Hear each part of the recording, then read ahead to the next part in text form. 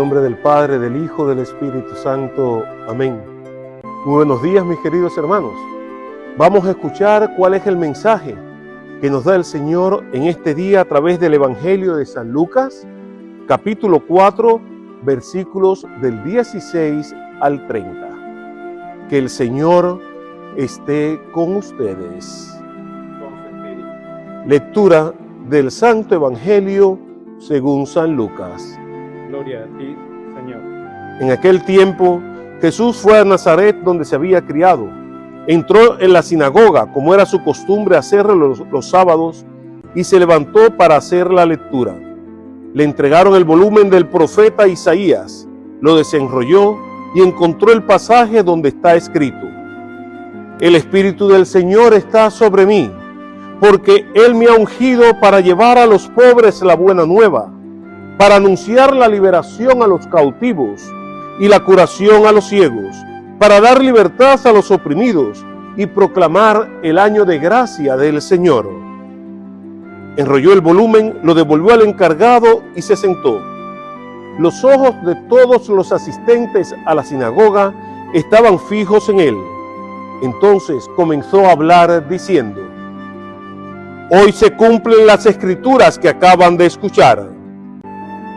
Todos le daban la aprobación y admiraban la sabiduría de sus palabras y preguntaban: ¿no es este el hijo de José?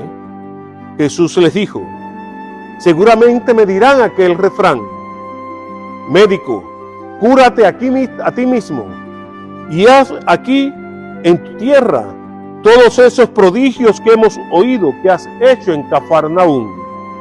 Y añadió: yo les aseguro que nadie es profeta en su tierra. Había ciertamente en Israel muchas viudas en tiempos de Elías, cuando faltó la lluvia durante 3 años y medio, y hubo un hambre terrible en todo el país. Sin embargo, en ninguna de ellas fue enviado Elías, sino una viuda que vivía en Sarepta, ciudad de Sidón. Había muchos leprosos en Israel en tiempos del profeta Eliseo. Sin embargo, ninguno de ellos fue curado, sino Naamán el sirio. Al oír esto, todos los que estaban en la sinagoga se llenaron de ira, y levantándose, lo sacaron de la ciudad y lo llevaron hasta una barranca del monte, sobre el que estaba construida la ciudad, para despeñarlo. Pero él, pasando por en medio de ellos, se alejó de allí. Palabra del Señor. Gloria a ti, Señor Jesús. Mis queridos hermanos, hoy San Lucas nos presenta en el Evangelio a Jesús, allí en la sinagoga, donde lee aquel pasaje del profeta Isaías, donde dice: el Espíritu del Señor está sobre mí. Y esas palabras son reales porque en Jesús plenamente descansa el Espíritu Santo de Dios. En Él habita el Espíritu de manera plena y total.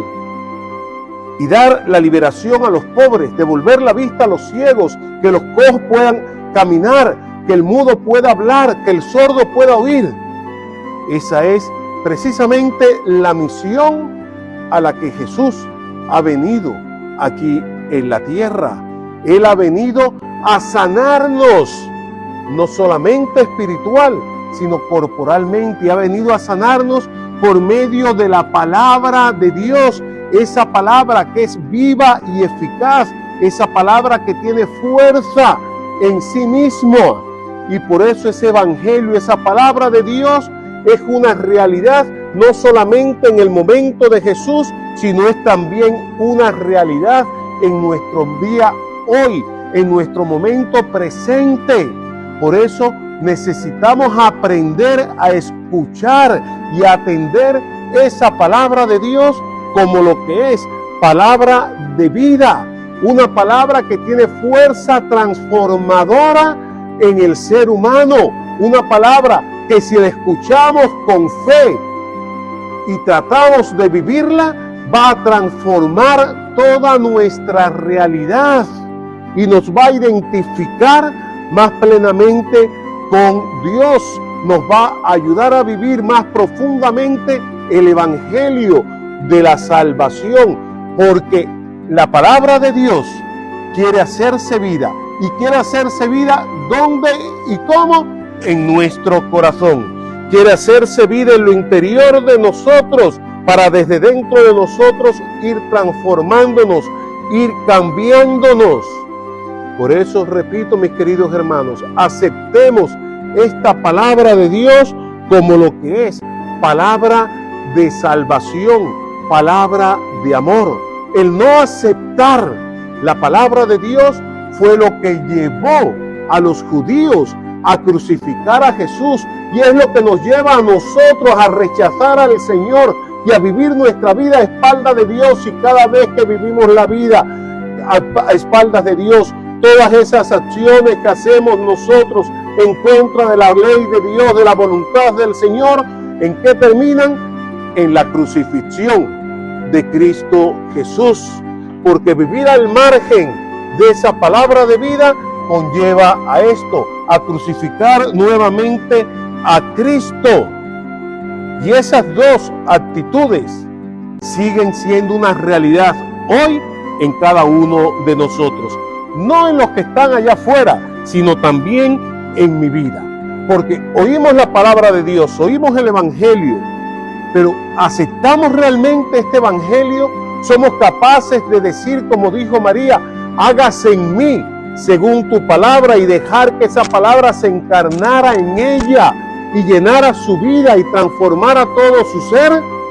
¿Somos nosotros capaces de, como lo hizo la Santísima Virgen María, abrirnos a la gracia de Dios para dejar que esa gracia divina nos transforme, nos cambie y nos lleve a ser en medio de nuestras familias, en medio de nuestras comunidades, en medio de nuestro mundo, signo vivo de la palabra de Dios?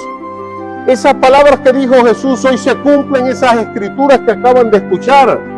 Podemos repetirlas nosotros, porque el evangelio se hace vida en nuestra vida, porque el evangelio no es simplemente algo externo a mí, algo que uso a mi conveniencia, sino algo que es lo que guía, la luz que guía e ilumina mis pasos. Es realmente para mí el evangelio, mis queridos hermanos, signo de vida y de salvación. Los judíos dijeron de Jesús: ¿quién es este? ¿Por qué habla así? Nosotros lo conocemos, es el hijo de José. ¿Esa es nuestra posición, o realmente abrimos los oídos, no estos, sino los oídos del corazón, para escuchar la palabra de Dios, para descubrir la palabra de Dios como palabra de vida y dejarla que transforme todo mi ser, para que yo pueda ser testigo y presencia viva de Dios en el mundo y en mis hermanos?